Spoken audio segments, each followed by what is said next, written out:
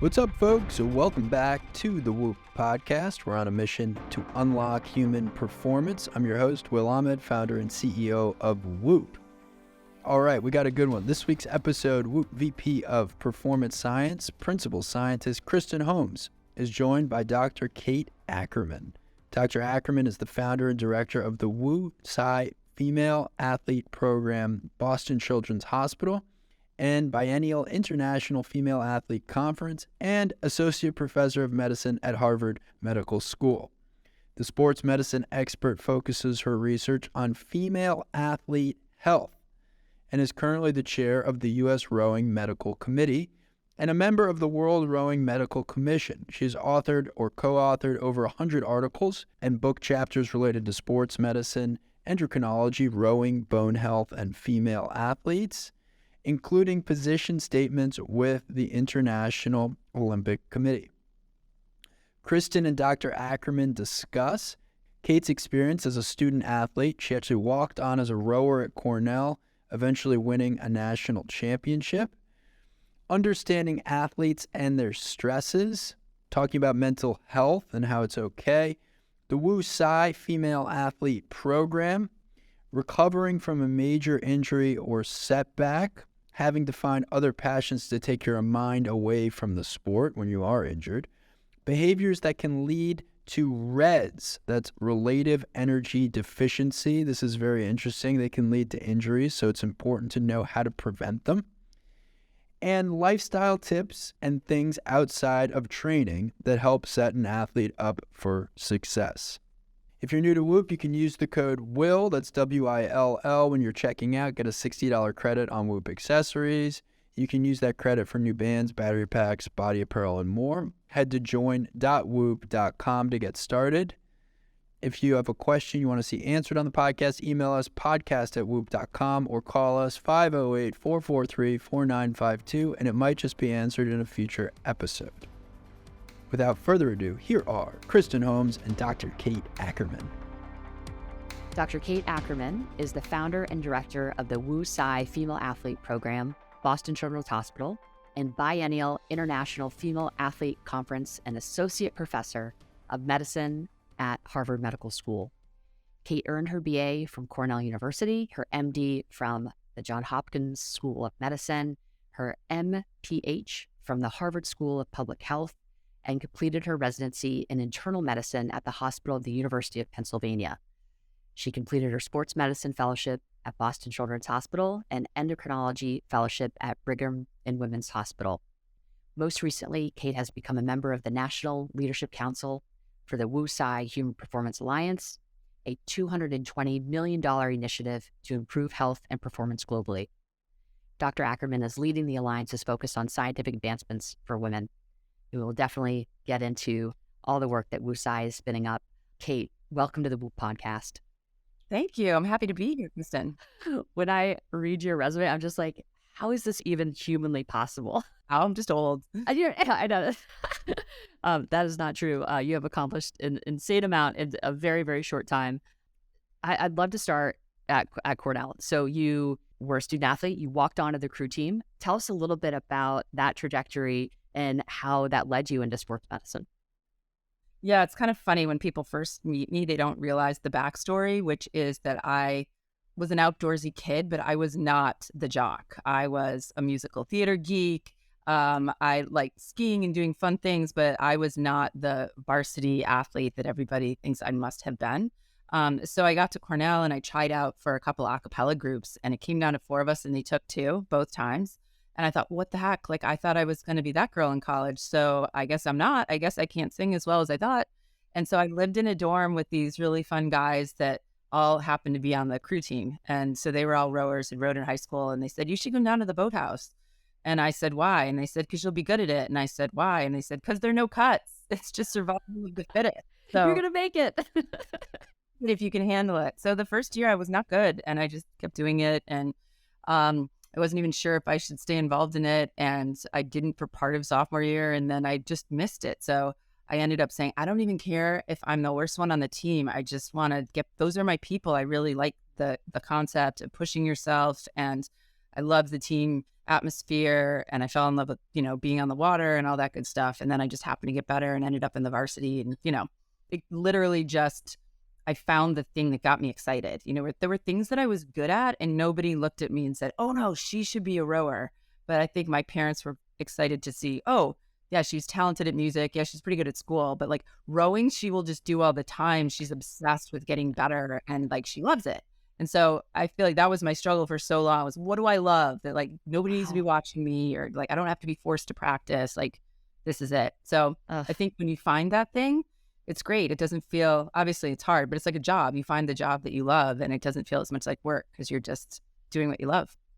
And Kate, you won a national championship, and then you went on to compete for the U.S. at the World Championships. Yeah. What was that? What was that like? I mean, you're just, again, going from walk on to like, I'm not sure I'm going to play, but I love it. I miss it.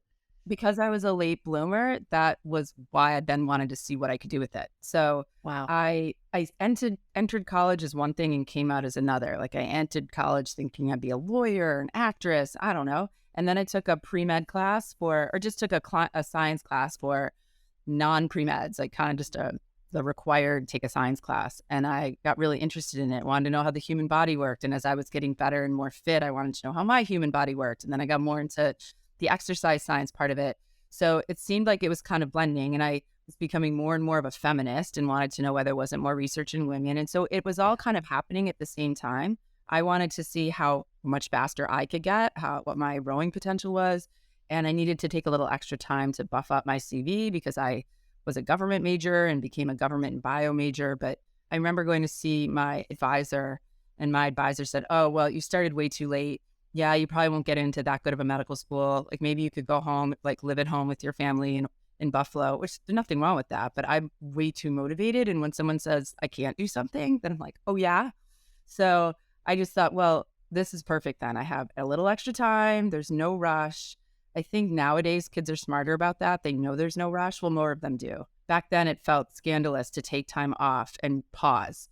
And like the kind of environment that I was in, people were going straight to med school, straight to law school, straight to getting engaged. And I was like, none of this is what I want to do. I need to take a pause. I want to row. I want to do really well in the MCAT. I need to study for that. I'm going to move to Boston and row. So yeah, I had a couple of years there where then I was training and buffing up my CV. And so I tried for the national team a couple times. I was going to all the selection camps and was just missing the team. And so then I started med school at Johns Hopkins. And that was when it kind of all fell together. I had this great training group down in DC at Potomac Boat Club.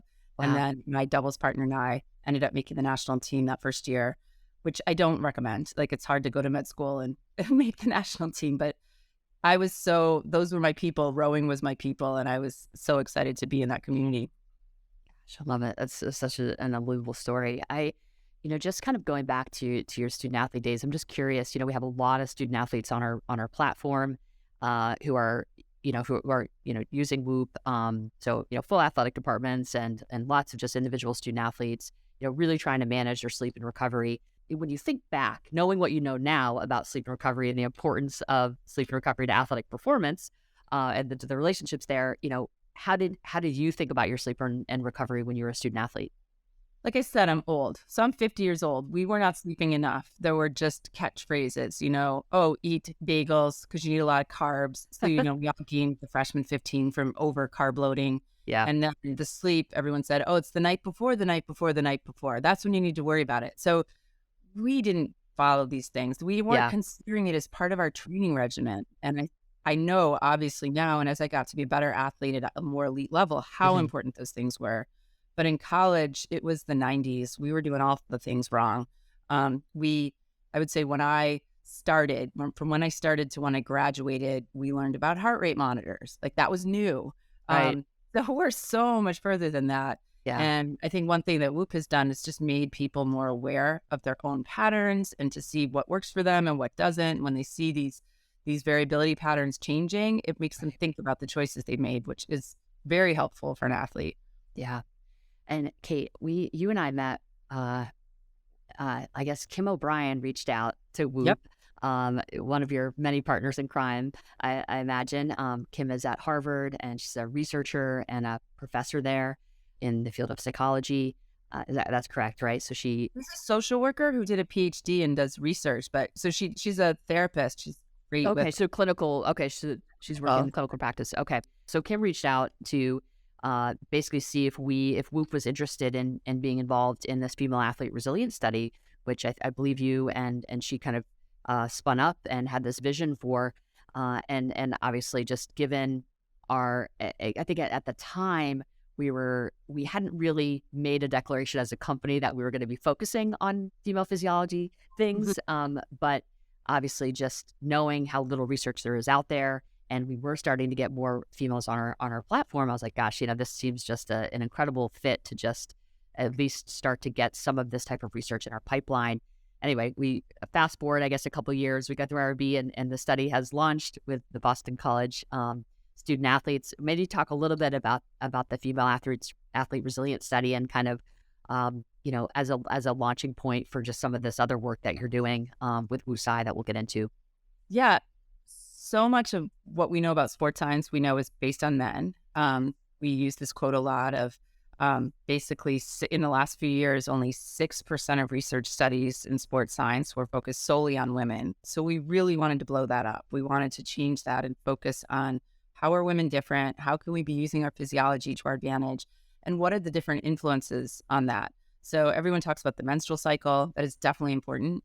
But there's also how people respond to stress. And so this resiliency study is incorporating qualitative interviews. There are surveys involved. And then there's using the Whoop band to see how that correlates. Right. I think so much of what we're trying to do in sports science is figure out easier surrogates to get to the answer. For example, with the menstrual cycle, testing your blood every single day for a year is very labor intensive. It's very expensive. Athletes, study participants don't want to do that. Right. So are there surrogates? Is urine easier than saliva versus blood? Who knows? We know that can Whoop maybe anticipate some of these patterns. These are the kind of things we want to figure out, so that then we can see these patterns and help people predict their own outcomes. Like, do I feel better at this stage? Do I perform better during this part of the semester when I do these things?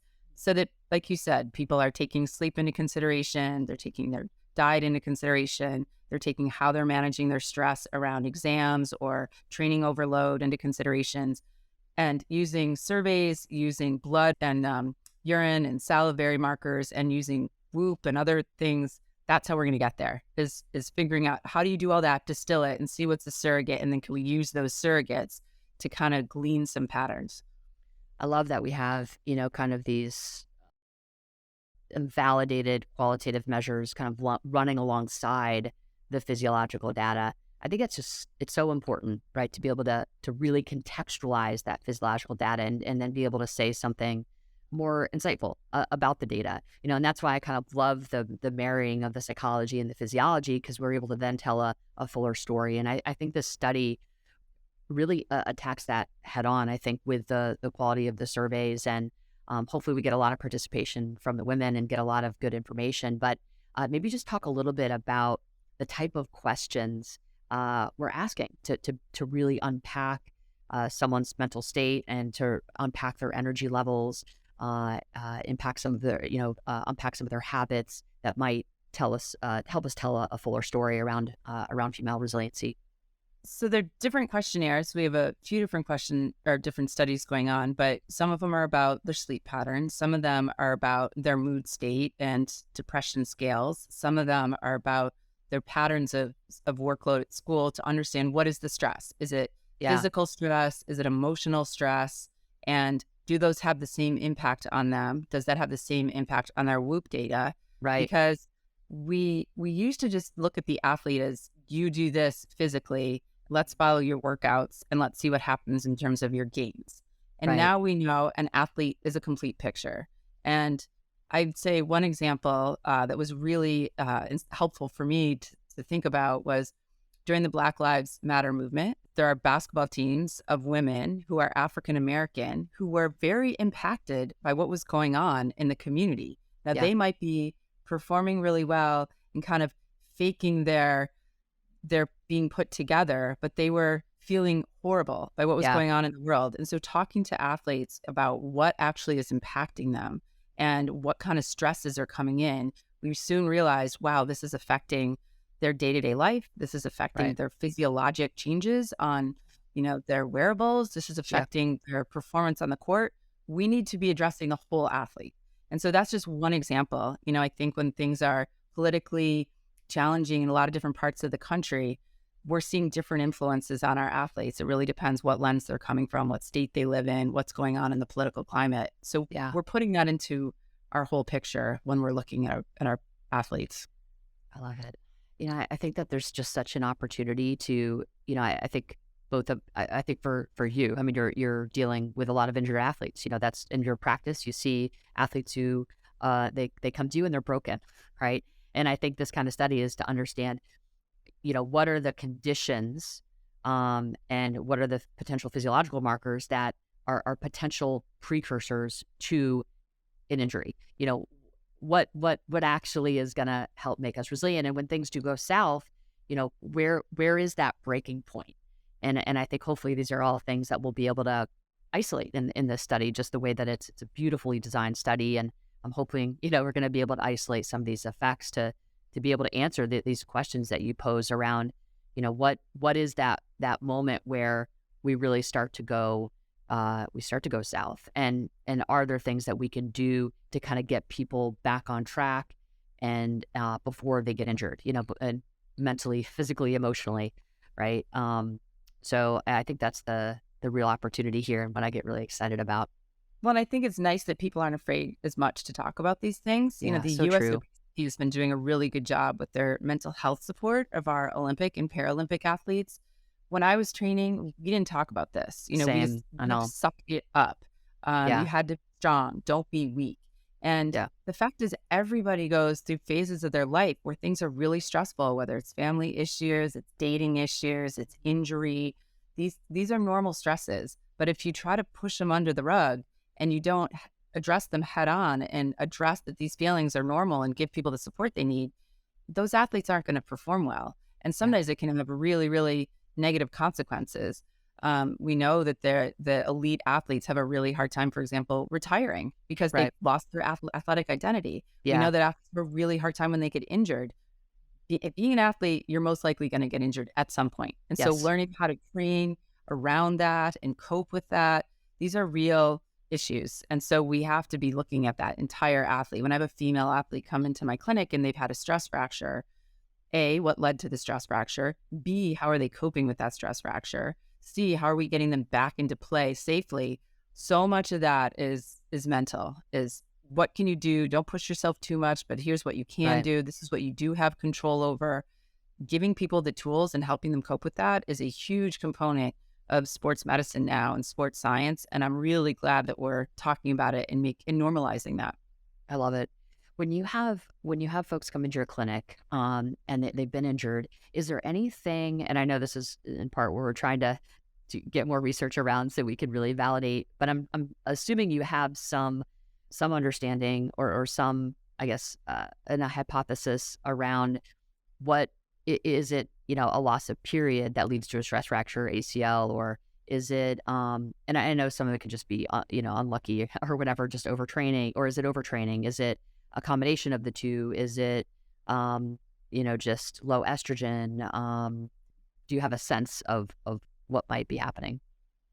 I think this is why I will always have something to study and have job security, because all these things are multifactorial. Right. There are some things that weigh in more than others. So we'll use the example of a bone stress injury. If I have a female athlete who is delayed in getting her period, or she gets her period and then loses it because she's not eating enough, or she's really, really stressed, a lot of people forget that stress alone can cause menstrual irregularity and can cause hormonal disruption.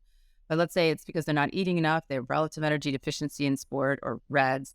That is a huge risk factor for a stress fracture. So you might have, and I see these athletes every day I'm in clinic, a teenage athlete who's training really hard. She's super motivated. She thinks she's doing all the right things. She's deciding to do more training than her coaches are saying. She's realizing initially that if she eats less and gets thinner, that she's faster. And so initially she sees this great gain and she's the top girl on her team.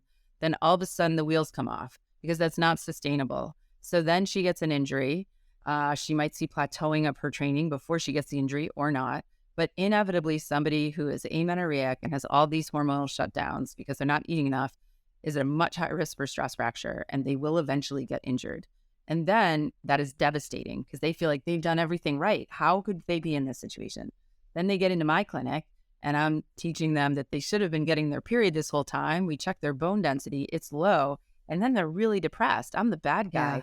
So that's why I really try to emphasize with our patients, we have the same goal. I want you to be as fast and get to your potential and, get the scholarship and have a long-term career as long as you want it. But you're going to do better if we can fix this hormonal disruption. You're going to perform better. This starving yourself and being fast initially is not sustainable, and you will fall off the cliff. And inevitably, it always happens. But I want to keep that from happening. And I think that's where we have to educate the coaches at a really young level. So the high school coaches, the middle school coaches, the elementary school coaches need to be talking about this. The parents need to know.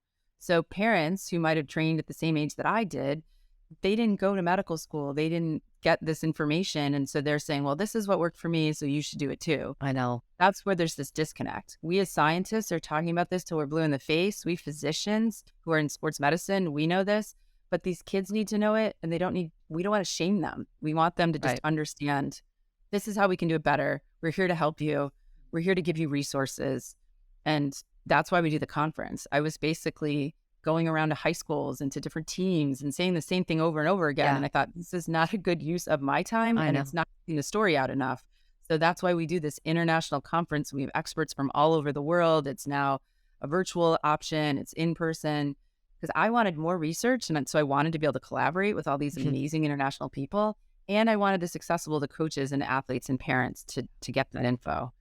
So one issue is, the stress fractures from the relative energy deficiency. It can be fatigue when you talk about things like ACL. It could be, maybe it's the phase of the menstrual cycle, or maybe it's that they went through puberty and they didn't get the right kind of strength training, because we know that men put on a lot of strength when they get this huge burst of testosterone. Women have to train much harder and focus in on certain muscles. We're more quad dominant than hamstring dominant, so we got to work extra hard to strengthen the hamstring. So some of it is biomechanical, and it's working on that strength training, but it's a combination of things. Yeah, a beautiful summary, and there's a lot in there. I think, well, first of all, just kind of thinking about this, the education piece, thank you for all of the effort and work that you're doing to educate families and coaches. As a coach and a parent, I know that there are just massive gaps in understanding around fueling requirements, and people are at load management. Just high school kids have insane schedules, really. College is much more easy. Having been a student athlete, dual sport student athlete, like I really understand. I can say that I feel like college was actually easier in a lot of ways than high school, in terms of just having some sort of control over my schedule. Even with all those demands layered on top, I mean, high school is hard, and I think coaches just don't understand how to manage load, and they certainly don't understand how to think about a female athlete versus a male athlete. So I think there is just a lot of work to be done. And when I think about, and not to get into a policy conversation, but I think at a government level, what kind of resources are we actually giving to our high school coaches, our middle school coaches, our elementary coaches? How are we spending any sort of resources infusing education around, even if I don't have the means to, to go to Whole Foods, what can I get at Aldi, and having shopped at Aldi, and in places where it's, it's cheaper. But, I just wonder, I just feel like there is just a lack of resources put into this area. And I just don't know that there's really anything more important than educating our parents and our youth around these habits that are going to lead to, to human flourishing. Right. And so absolutely. I think, when I talk about the female athlete, some people think that I'm focusing on this elite group of people. Yeah. And no. I think of it as female physical activity. Not everybody needs to be a varsity athlete. Not everybody needs to be a collegiate varsity athlete or a national team athlete. in high school and middle school, we want these people to be physically active. We Right. want people to be part of a team. You learn so much from being part of a team. You don't need to be the fastest one. Right. Then we're talking about all these different communities that should have physical activity as part of their school day. Then yes, we need to be talking about communities that have food insecurity. When Yeah. we're talking about REDS, it's not always the rich, white, privileged girls that aren't Yeah. eating enough. Right. There are all sorts of communities of people that might not have access to food and good choices. Sleep So, inequities. yeah, the inequities are huge, and the different resources at the different schools are huge. So it might be having an athletic trainer or not. It might be Yeah. having a school nurse who knows something about exercise and fueling and be able to spot issues that are happening in the community at that school. I think, this is where you start talking about the differences between some public schools and some private schools and how the resources might just not be there. So then you have to get creative. And the best way I can think about it is a lot of people ask, how did you start the female athlete program? They assume I work in a beautiful building and we have this huge group of tons of resources. Even now, we don't have a huge, beautiful building. We're still trying to build that. We're still trying to raise funds for that. When we started our conference, we did the conference at a local school. I was the doctor for their summer programs. We did a trade. They gave us the campus for free. And I had the out-of-town speakers crash at my house. It was that scrappy. And then with our clinic, I was the only one doing the sports endocrine piece because I was seeing women who were seeing me for a stress fracture, seeing somebody in GI because they had abdominal pain and constipation. They had a different doctor in adolescent medicine for their eating disorder. They were seeing somebody else for their depression. I thought, that's crazy. This is all tied together. Why is nobody bringing this together? And so we didn't have within our program at that time psychologists and dietitians like we do now. But I had to experts. get to a community that I could work with. And so we sort of built it organically where people I could trust that I knew could also get it and we could be resources to these athletes. Yeah. You mentioned REDS. So just thinking about from an energy deficiency standpoint, is there, there's things that I hear on social media and just in mainstream media that just grate on my soul. Are there any behaviors where folks are well-intentioned, they think they're doing the right thing, but it actually leads to energy deficiency and, a host of other deleterious effects that kind of offshoot from that? Are there any kind of specific behaviors that you can point to that that you see are just reoccurring? They're thematic. Yeah, there are a bunch. I would say one thing is relative energy deficiency can happen inadvertently. So there are studies that have demonstrated when people increase their training load, they're accidentally not increasing their fueling. Right. And part of that is based on appetite regulating hormones. Mm-hmm. So they are not as hungry. And so we know that exercise can be an appetite suppressant. Well, that's too bad because they actually need to be eating more. So weird. We see there's a great study looking at, in the study, there were some open weight, heavyweight male rowers, and they increased their training by 20%, but they didn't increase their diet. They had full access to food. It was at the Australian Institute of Sport. They had the kitchen there. They were able to get the food, but they didn't know they needed even that much more. I'm married to a former heavyweight rower. He would eat 10,000, 12,000 calories a day. Most people can't fathom eating that much food. So imagine having to eat more than that. And then if you're training 3 times a day, you might not want to eat over taking a nap. So I think with some of our elite athletes, it can be inadvertent, even with the guys who don't think about food. They think that you're eating nonstop.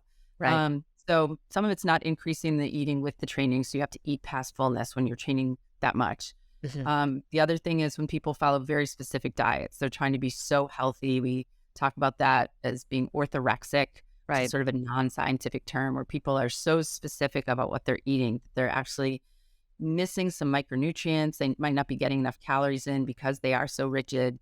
It's been masked as clean eating.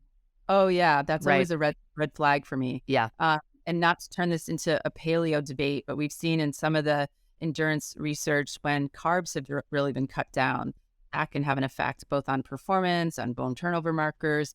So I'm not poo-pooing any diet, but I really think it's important that people work with sports dietitians when they do follow something really strict so they can make sure that they are compensating in some way. It's like when someone first becomes a vegetarian and they don't really know how to then make a complete protein. And so they're just living on one type of food because it's easy for them. Right. So people who are too rigid in their food, that to me is a really big red flag. Yeah. And I think what's tough is I think to your earlier point, we oftentimes when we change our diet drastically or do something drastic, we actually see these performance improvements, and we tie it to that specific change, where it could be short term, but a lot of times these more restrictive type of or rigid type of diets, long term, are going to lead to deficiencies, both in energy, and then just in micronutrients and potentially macronutrients, and all the things that we need to kind of fuel our body for these massive energy requirements that you described. Yeah, it's sort of when people make that January 1st resolution to Yeah. eat, exercise more. Whenever Yeah. you make a big abrupt change towards being more disciplined and having more of a regimen, yeah, you're going to see some improvement. Mhm. So any of these big shifts, you'll see an improvement, but they're not sustainable unless you're really doing something that has thought through it and it's modified a little bit. If it goes Right. too strict, it's going to fall off the Right. cliff. Yeah, my goal is to try to help people think about how to never have to do a January reboot again. Right. You know, Yes. I took on that mentality. Tim Ferriss, actually, this is like a decade and a half ago, I think, when he first came out of this podcast. And I forget who he was talking, maybe James Clear, the Atomic Habits, and just the guy that I think has really socialized just all these kind of micro behaviors and how they have a compounding effect and all these. Yeah, he's been really wonderful. But I just remember that explicitly. I was like, that's it. Like, you never want to have to do a reboot. When you have to because if you have to reboot, then you're off the rails, right? Like, and I think it's a mindset of consistency, and not this kind of one time moment. And I think when people when they get injured, they get ill, it's kind of that awakening. But I think we can, it's my hope is that with this kind of information, and it's like, all right, I just mini behaviors every single day that I know are gonna help me help promote sleep, are going to help promote recovery, are going to help increase my exercise capacity. If I could do these little micro things every day, then, these big resets are unnecessary. Okay, so let's talk Wu Tsai. This is just, in my view, just one of the coolest things to come down the pike in a really, really long time. Talk a little bit about your role, the vision. We obviously have by the time the end of this year finishes, I think we're going to probably have 6 research studies in the pipeline, of course, with your leadership. So the all around various aspects of female physiology, from menopause to, to kind of high school athletes. We're going to hit it all. So just talk a little bit about Wu Tsai and how it came to be and what your plans are. Yeah, I'd say my stepping into that world felt like such an accident and such a blessing. It totally did not expect this to happen. So it was, I think, March of 2020. The whole world is shutting down. And I get an email from Clara Wu's scientific advisor. I get 300 to 400 emails a day. So I was just like, delete. Holy shit. Delete. I didn't know who this was. It's kind of didn't register. I was super busy doing telehealth. My patients were all exercising more, eating less. Like, that was what they can control. So they're running like crazy and they're getting stressed. So I was busy. Everybody else was home making bread and, sourdough from scratch. Yeah, exactly. And I was like, some of us our female athletes were really busy. So I get this email. I don't really pay attention to it. And then thank goodness, her advisor emailed me again and said, I really think we should talk. Thank goodness I did and smartened up. And so basically there had already been some meetings with, Clara Wu and Joseph Tsai are very generous philanthropists who are interested in a lot of different things, social justice, they're interested in sports, they're interested in health, neuroscience. And they got this idea of studying human performance and human health from the healthy standpoint. Instead of, they've given money to cancer and all sorts of good things, but they decided to take a different take on it. What if you study human performance and then those effects, those things that you're finding out in really elite athletes or the healthy people, you can trickle down that information to make some changes in the world in general in terms of health and behavior. So it turns out that I was selected. We had a few Zoom meetings. It was over a year before I met everybody in person. So we did so much work on Zoom. So they had picked 5 different institutions. It's now 6 main institutions. To kind of think up what we wanted to study. And so they're all different leaders. It's these, it's Boston Children's is one. So I was picked for the female athlete component. There's Stanford, there's University of Oregon, Salk, UCSD, and Kansas. So for all different reasons, and everybody brings something different to the plate, which is cool. And I've always been a fan of interdisciplinary research. Like, I don't want to just hang out with endocrinologists. I don't want to just sports doctors. I love things like the American College of Sports Medicine because it is all different types of people. So it was kind of eye-opening. We had a month to put a proposal together. There were certain moonshots that were already sort of predestined from conversations before I got there. And so one is the digital athlete. And so that's doing things like OpenSim and seeing how people move and making that accessible then all over the world. So you can do these models with different people. Another one is the molecular athlete. So studying omics and getting culture and blood samples and all these different things to understand more about the cellular networks and cellular signaling. And then another one is the regenerative athlete. So we know that tissues break down. There's cartilage breakdown, osteoporosis, osteoarthritis, all these kind of diseases. So Oregon is a big hub for that component of it. Yeah. And then for me, so those are the three main moonshots. Another one was developed that was sort of bringing it all together, the multi-scale athlete. And then I was the one in the room saying, hey, don't forget to study women. We should be studying not only men and male rats, but women and female rats.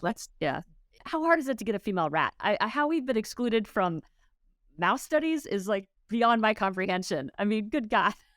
So there was a great article recently, I think it came out last week, talking about how even male rats aren't so great. Like maybe we've been avoiding the female rodents too long because even like it was male mice, they have their own issues. So people have for years thought, well, we don't want to confuse the study by studying, like getting confused by that menstrual cycle, that estrus cycle, and all these different animal models. And like, male rodents have their own issues, and they actually do have fluctuations in hormones. So whatever. Basically, the kids have been great. We digress. Run board about all of that. They're like, you're right. We need to make sure that we're studying women in all these different aspects. Amazing. And also, I'm the only doctor in the group. So I'm also the one who's always saying, hey, make sure it applies to human. You need both. You absolutely can move fast with the basic science. And it's easier to do the cell stuff. Not easy, but it's faster. Right. And so it's been nice to try to marry these different worlds. For example, we did a study looking at women with stress fractures, and then they were bone stress injuries. So they were grade 2, 3, or 4 out of 4 on the MRI of the tibia. We did this study and we looked at their bone microarchitecture, and we found that bone microarchitecture drops and is at its worst about 12 weeks after the stress injury. Well, that's when women are running and back to their training if they had a tibial stress injury. Wow. And it would take them another 12 weeks to get back to their baseline. So it's 6 months after bone stress injury that they have this change in bone microarchitecture. It happened in the injured leg and the uninjured leg. Jeez. So then we used some of their blood samples. A third of that population got another stress injury, which now makes sense to me, but 2/3 didn't. So then we sent some samples over to Oregon for them to do some omics on them to see are there different patterns that we see between the ones who fracture and don't. That to me is the future of how we do sports science. Is I love it. We see a clinical dilemma. We see this pattern, we study it in one way, but then we're chiming in and getting these other experts to study it in a different way so we can come up with different training approaches, different, how should we be managing these stress injuries right after they happen? Should someone be in a boot part of the time and loading more? And that to me is exciting because you can tie in the digital athlete, understand how much pressure and load that bone is getting. You can do the omics, you can do the clinical components and training the person. So the Tsai Human Performance Alliance is really this 10-year initiative studying all these topics and just trying to move this huge needle on a bunch of fronts. How do we minimize injury? How do we improve performance? And realizing that it's about a lot of different things. It's mental health. It's doing the qualitative research. It's doing the bench research. It's doing the clinical research and bringing in other people. So we're collaborating with the USOPC. We're collaborating with the Australian Institute of Sport and all sorts of different organizations. And we're collaborating with industry so that we can help improve products that can go out there and answer more questions to the people that are buying them. So it has a ton of potential, and it's been really exciting to be involved in. And it just to hear you talk about it, obviously I'm involved, and so, but just it's I think the projects that are getting spun up, and I think to your point, like the level of expertise that's coming through to kind of help solve these very specific problems related to performance is just It's second to none. Just omics, just explain that a little bit so folks know the biological underpinning of that Yeah, term. I'm probably not the person to explain omics. So basically, you can take Just measuring biological molecules, right?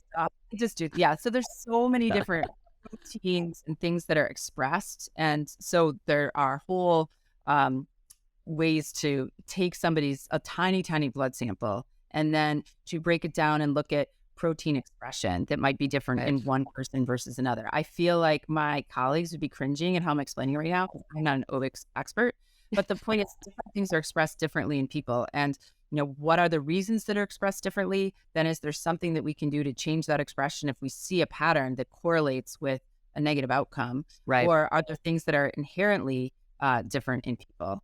So, we talk about proteomics. So that's the study of those protein patterns. Right. So right now, when we see a pattern, you see what the signal is that might be a little bit different in one group than another.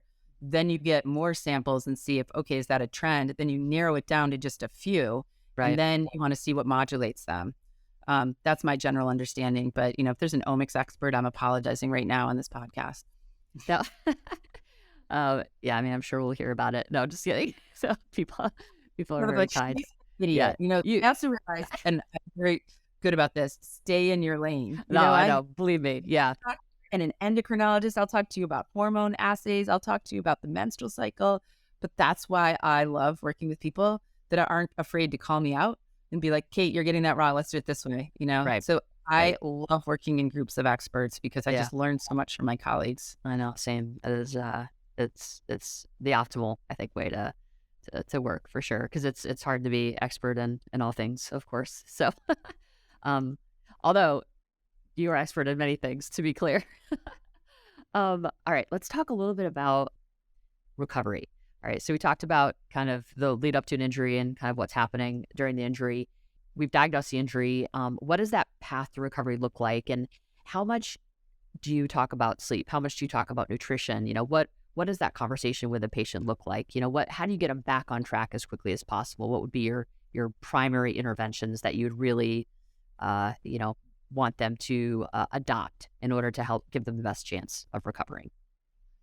So it depends on the patient. It depends on the injury. It depends on the level of the athlete. So, just really basically, I think a lot of people that might have Whoop and follow a certain diet and are training 30 hours a week are very obsessive.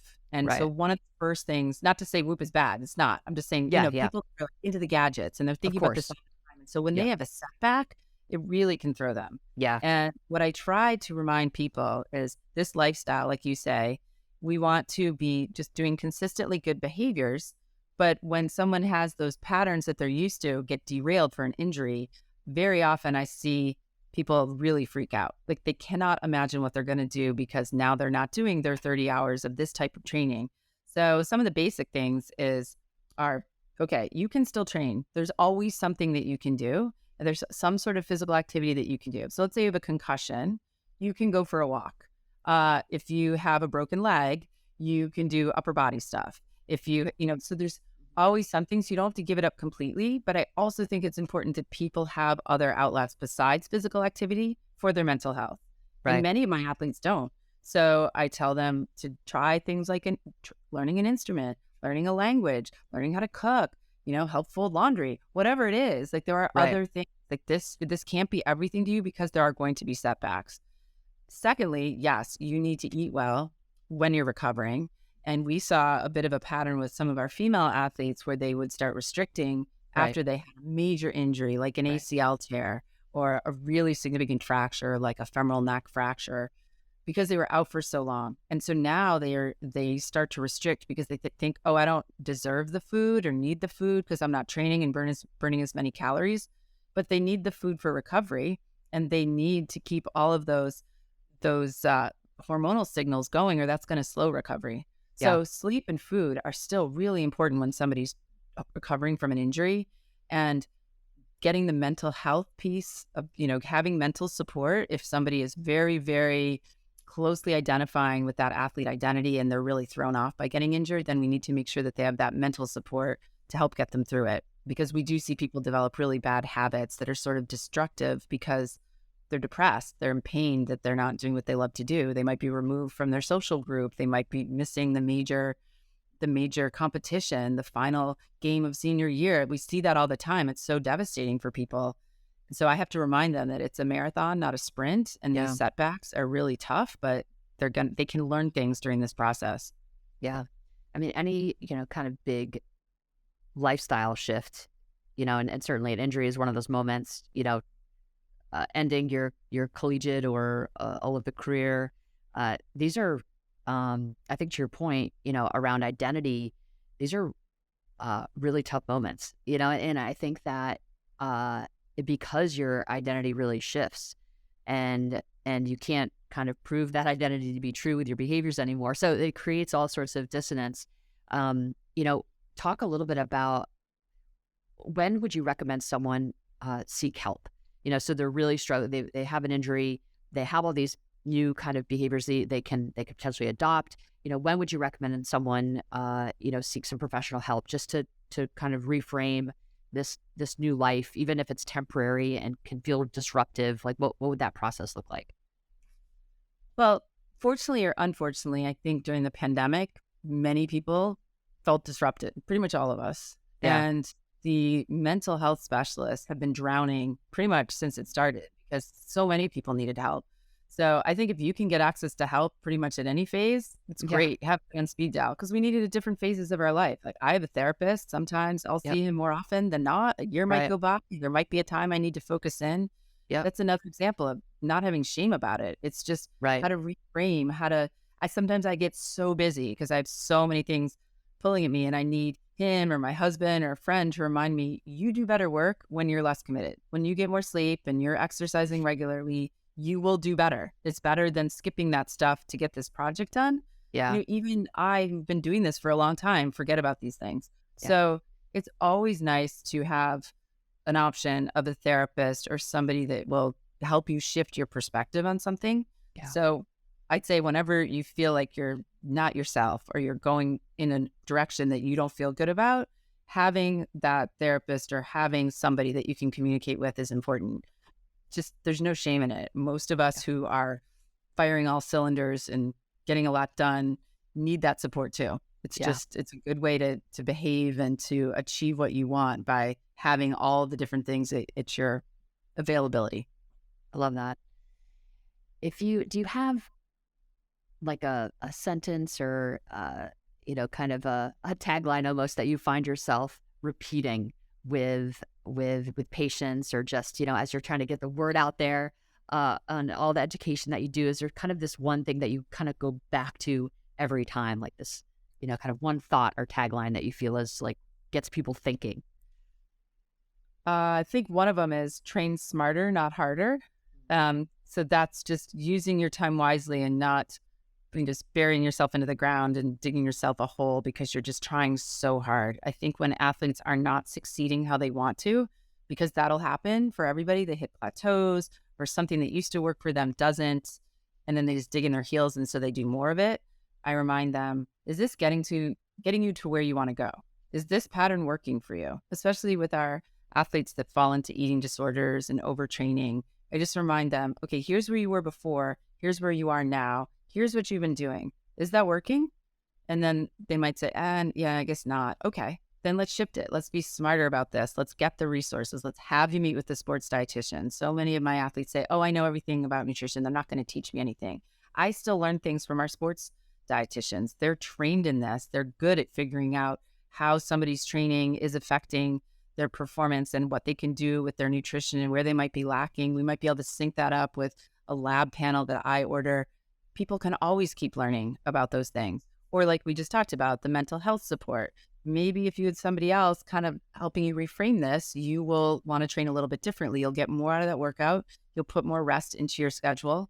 As female athletes get older, for example, we need to train differently now than we did when we were in our early 20s. We need more rest. We need more strength training. These are things that are shifts for us. So I find that people get into these patterns. Like I'm a rower. I have masters rowing friends who do the same workout. They've been doing the same stuff. They like to get out on the water and row 6 days a week and do similar workouts. no, we can't keep doing that. We have to shift. We have to cross train. We have to take care of our little injuries. We have to strength train. So it's about keeping an open mind and just constantly tweaking and seeing where we can make these improvements and not just trying to overdo it with volume. I love it.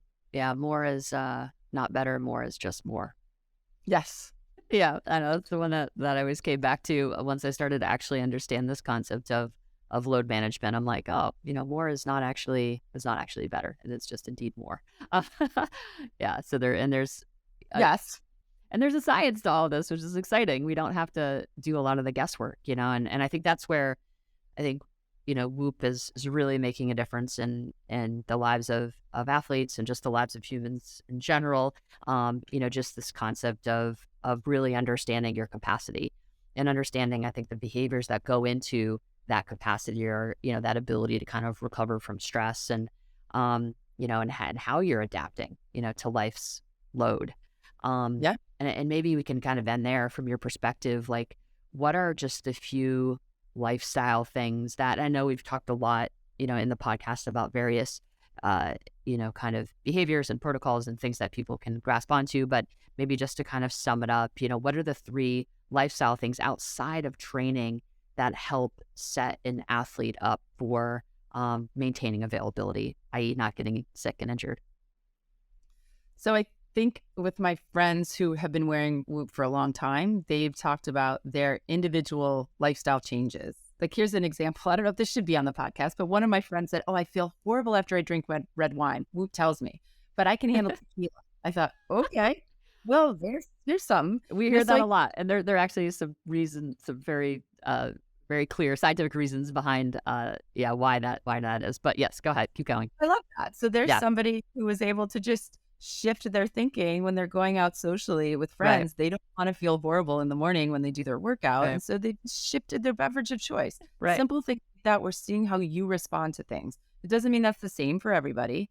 But it's just like tracking your menstrual cycle. Not everybody's going to feel amazing when they have their period. Some people have really heavy bleeding and they have cramping. Other people think, oh, great, my estrogen and progesterone levels are the lowest and I feel amazing. I have great energy. So I think all of these things about tracking your own patterns and seeing how you respond to things, that's the way to go. It's just keeping more of not an obsessive log, but just noticing what works for you and then being more consistent about it. That's one thing. Absolutely, we know sleep is important. We used to not pay attention to that, but that is just as important as food. And so we need to be paying attention to that. And then the overload, we need to make sure that you have to take a whole lifestyle into consideration. If you are traveling for work or you have exams and you're staying up late to study for them, you're going to have to back off on your training because you didn't get as much sleep. And this is where you're more prone to be injured. So just accept that there are going to be these little shifts in life, temporary shifts, where you then have to modify something else. And it might be your training so that you don't get hurt. Those kind of changes, like you said, those micro changes are what's going to lead to major improvements over time and a decreased injury risk. Love it, Kate. This was a sensational conversation. You're just brilliant on so many levels and just sincerely appreciate your time. Where can people follow your work? Well, we have our Female Athlete Conference. So there's femaleathleteconference.com and we keep that pretty updated. We need to link to that in the show notes too, so people can be aware of that. I cannot wait for it. I'm so excited. It's in June, right? Here in Boston. Yep. And the virtual one. And then I'm on Twitter. I know I'm kind of old school. I should do more with Insta, but I'm on Twitter. So I try to keep things pretty up to date there. And Amazing. Then from there, I kind of link anything we're up to with some of our other websites. Perfect. Yeah. I feel like the medical doctors are all like just Twitter. Nerds now, even though obviously Twitter has taken a shift, but that's another podcast. That is indeed another podcast. We'll have to have Elon on to chat through that. No, it's not going to happen.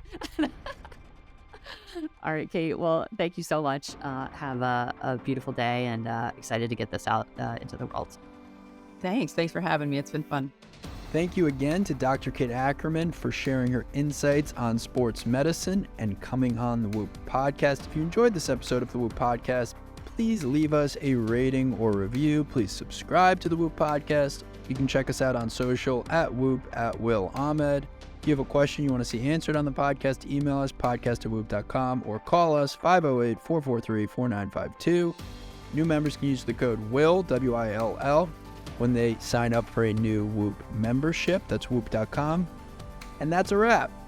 Thank you all for listening. We'll catch you next week on the Whoop podcast. As always, stay healthy and stay in the green.